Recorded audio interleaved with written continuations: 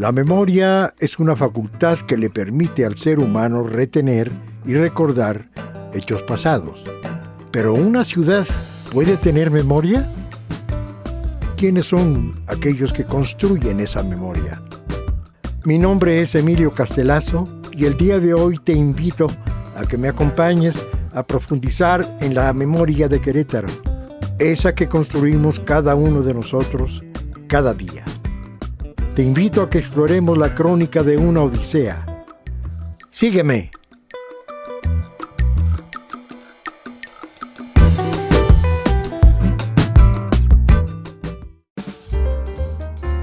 El día de hoy platicaremos con la coordinadora técnica de la Secretaría de Desarrollo Agropecuario del Estado, Pamela Sirov. Licenciada en Diseño y Arquitectura, Pamela ha sido además una luchadora del medio ambiente y ha promovido causas ambientalistas en favor de nuestro Estado. Acompáñenme a conocerla.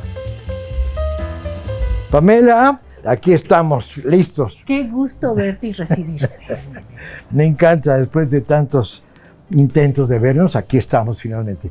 ¿Aquí qué es? Es el Departamento Forestal de la Secretaría de Desarrollo Agropecuario y aquí estamos trabajando. Es mi sitio de trabajo. ¿Y para conseguir arbolitos se consiguen aquí? Sí, se donan a las personas interesadas que se encargan de cuidarlos. Personas o instituciones, cualquiera. Cualquiera. El que desee cuidar arbolitos y ayudar al planeta plantando arbolitos y cuidándolos, se les otorga, haciendo un escrito al secretario de Desarrollo Agropecuario, se le manda y entonces se te otorgan los regalos. Ay, qué lindo. Pues bueno, tengo que hacer el mío. Oye, y para solicitar a Pamela, ¿qué tengo que hacer? ¿También un escrito? Sí, un escrito al secretario de Desarrollo Agropecuario. Adelante. Gracias. Como siempre, entrevistar a una dama para mí representa un placer muy grande. Cada entrevista con alguna persona, una mujercita, siempre es un reto y es una aventura. En el caso de Mari Carmen Sirov, no hay mucha diferencia porque llegar a esta oficina fue una auténtica aventura emocionante, muy emocionante. Finalmente me encuentro con una dama preciosa, encantadora, que le agradezco mucho que nos haya recibido aquí en su oficina, que es un cubículo de sabiduría, de conocimiento, porque entiendo que tu vuelo es largo y ancho, y has tocado muchos temas. Sí. ¿Es correcto? Es correcto, y es muy agradable recibir a un caballero, para que se oiga en todas partes y que todos los jóvenes, sobre todo los hombres, aprendan de cómo referirse a las mujeres. Gracias. Te lo agradezco mucho. Ven, nos llevamos muy bien. Cosas bonitas nos decimos. Sí, es muy agradable. Bien, Pamela, que es el nombre, no es precisamente un apodo, sino es un nickname que se llama en Estados Unidos, que le vamos a pedir a Pamela, ¿de dónde sale Pamela? Si tu nombre es María del Carmen. Bueno, es muy largo. Soy la 7ª generación de María del Carmen. Y cuando yo nací, había muchas Cármenes. Y a unas ya les decían Mari Carmen, Carmelita, Mela, Carmín. Y me pusieron Pamen, de cariño. Pamen. Nos cambiamos al norte del país y ahí, con la relación con los norteamericanos, no sabían pronunciar Pamen, sino Pamela. Y se me quedó Pamela. Sí, porque en Estados Unidos Pamela es un nombre común. Sí, y muy común y lo pueden pronunciar. Y al tener la relación, entonces ellas me nombraron Pamela. Sí, castellanizado es Pamela. Sí. Fonéticamente es muy agradable porque es muy suave, es innovador, sí. Es nuevo y te define muy bien. Ay, gracias. ¿Tú naces? ¿En dónde naces, Pamela? Soy queretana, de las pocas queretanas que quedan, pero además queretana de generaciones. Mi abuelo fue gobernador de Querétaro, mi bisabuelo, mi ñoño, don Miguel Hidalgo y Costilla. No me digas.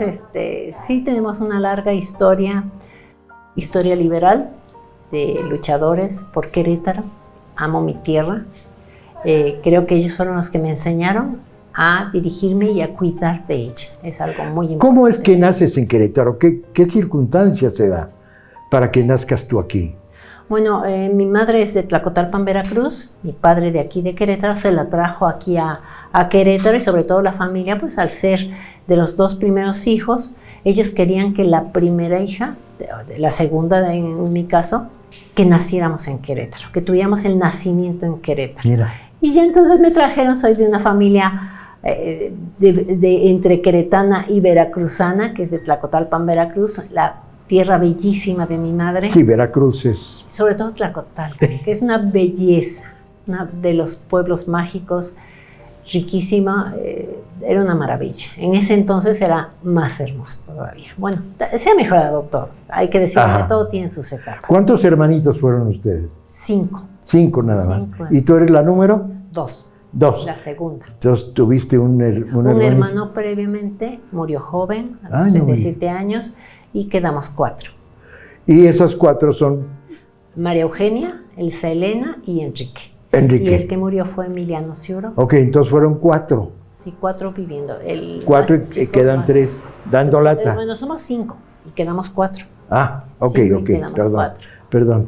Sí. Muy latosos. Muy latosos. Sí. Bastante latosos. Sí, eres muy inquieta. Cuando yo le pedí una semblanza a Pamela y me mandó pues, una novela. Entonces tuve que hacer un acto heroico de leer todo y es impresionante la cantidad de cosas en las que ella se ha especializado. Pero me estoy adelantando un poco. ¿Hasta qué... ¿A qué tus primeros años los pasaste aquí en Querétaro? ¿Tus abuelos vivieron con ustedes? No, nosotros vivimos los primeros años en Veracruz. ¿Veracruz? En Ciudad Alemán, Veracruz. Después aquí en Querétaro. Después en Saltillo, Coahuila. Después nos fuimos al Estado de México. Y ya regresamos a Querétaro. Pues entonces eres de familia aventurera. Muy aventurera. Cristóbal Colón y ustedes se deben llevar muy bien. Sí, y además a nosotros nos gusta estar viendo lo que es toda la nación mexicana, porque mi papá era ingeniero civil y se encargaba de la construcción de presas. Y de ¿Él fue el gobernador de aquí? No, mi papá no. No. El abuelo. El abuelo. El abuelo. ¿Cómo se llamó él? José Ciuró. Ah, mira. Entonces, ¿de dónde era? De aquí, de Querétaro. Del mero Querétaro.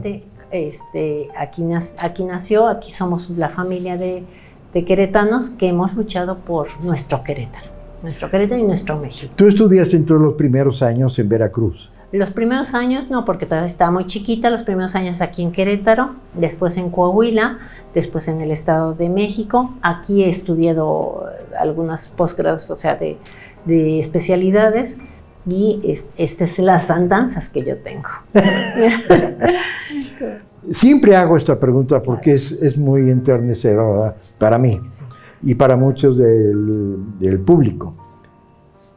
¿Algún recuerdo que tengas siendo una chiquita, una niña pequeña? ¿Algún recuerdo grato que tengas de los muchos que tienes atesorados?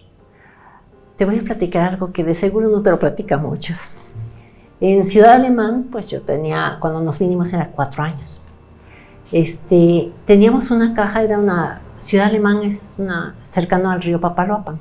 Entonces, las casas son altas, están cimentadas, pero están en lo alto para que no entren los animales.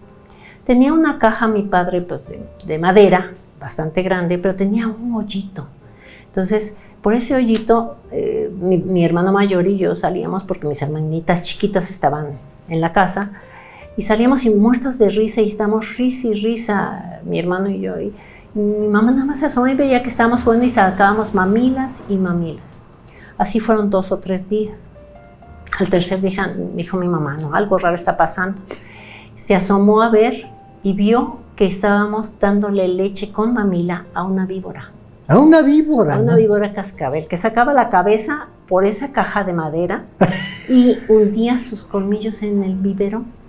Entonces, mi madre, antes, y se usaba la pistola de mi padre, que tenían, antes era el permiso, fue a buscar la pistola sin saber disparar. Sí la había enseñado mi padre, pero sin saber disparar. Disparó a la víbora y la mató. Entonces, para que veas que los animalitos a veces no hacen daño a los niños. Estuvimos jugando 3 días. Sí, porque la candidez, exacto, la candidez de los niños dándole lechita a una víbora cascabel. Ese era el ambiente en que nosotros nos creamos, porque llegaban los cocodrilos, llegaban nutrias, llegaban tigrillos. Las aventuras rodeadas por la naturaleza fueron parte de la vida de Pamela desde muy pequeña. El cariño de Pamela por su tierra la llevó a buscar modos para cuidar el entorno que nos rodea.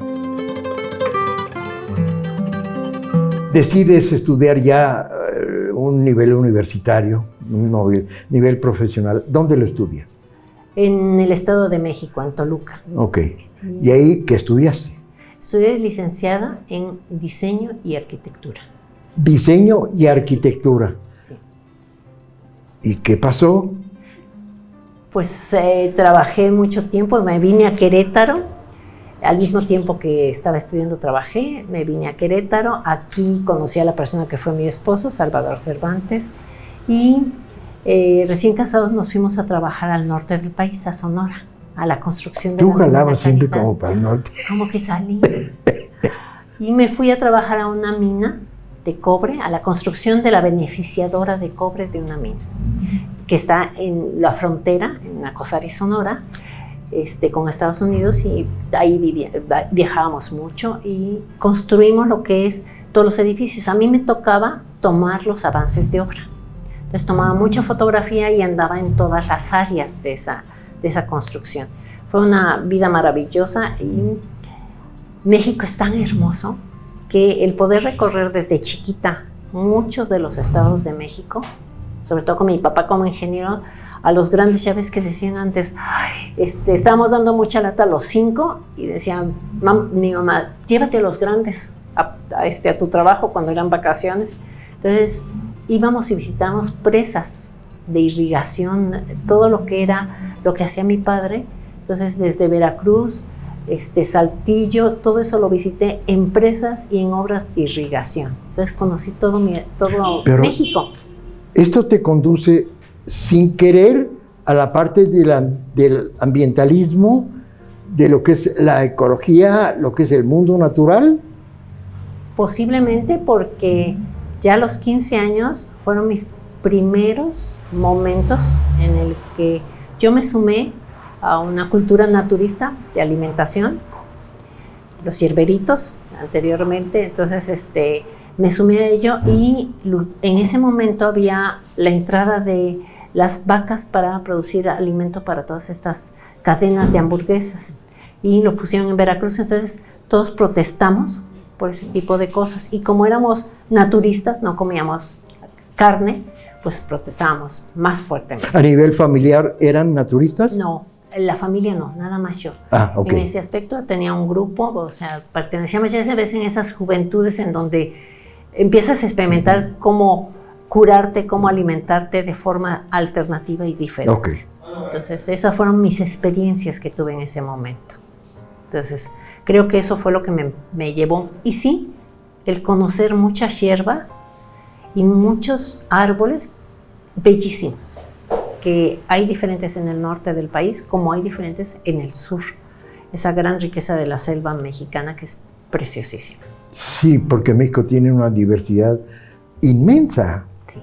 En 3,000 kilómetros de costa y tantas, el nudo montañoso del centro, sí, y todo lo que es el sureste. Y las cordilleras, cómo nos dividimos, y cómo en el centro, por ejemplo, nos tocó pasear en el desierto. Entonces es asombroso cómo se siente uno simplemente influido por ver las arenas grandes tan extensas, que parece, dices tú, no, sí me voy a deshidratar aquí, y que nos tirábamos en esas dunas de yeso de Coahuila con tablitas. Pues antes no había tantas cosas de juguetes para los niños, era una tabla común y corriente y nos tirábamos de las dunas de yeso. Entonces creo que mi niñez y mi pubertad y mi juventud primera fue muy intrépida, porque nos hacía mi papá pasar muchas cosas. Por ejemplo, a veces era pasar arroyos que antes eran más fuertes. Teníamos que pasarlos porque andábamos corriendo detrás de él, porque si no nos dejaba. Entonces, ¿Cuándo incursionas ya formalmente en el mundo de la parte ecológica, ambientalista? ¿Qué es lo que percibo en tu semblanza? Creo que con Castañeda, un homeópata de aquí de Querétaro, en donde nos reunía para poder discutir de cómo proteger estas plantas que usaban para hacer esencias y eso, y que se estaban perdiendo. Desde allí yo creo que fue mi incursión, y más ya como grupos, cuando nació mi primer hijo, que ya ves que las mujeres tenemos esa facultad de, pues, el estrés posparto, en el que nos volvemos muy histéricas y decíamos, ¿qué hacemos? ¿Qué vamos a dejar? ¿Qué vamos a hacer por esta criatura? Tener una pequeñez aquí en los brazos. Sí. Dices tú, ¿qué voy a hacer? Pero a mí, en lugar de pensar, creo que en pensar en dejarle grandes fortunas y decirle, tienes muchos carros, muchas propiedades, me dio por pensar en qué planeta le iba a dejar a mi primer hijo. Pensé que nada más iba a tener un solo hijo, y no, me eché 3. Y siempre pensé qué futuro iba a ser para mis hijos y para aquellos que ellos desearan tener. Creo que sí, lo mucho que viajé y que vi la diferencia entre cómo cambiaban los estados, cómo cambiaban los paisajes, me dejó entrever que el futuro no era tan halagüeño y que podía había haber mucho riesgo. Mucho riesgo, sí. Creo que yo ya tenía contactos en Estados Unidos, viví muy cerca de Estados Unidos, viajé muchas ocasiones y tuve contactos con personas extranjeras.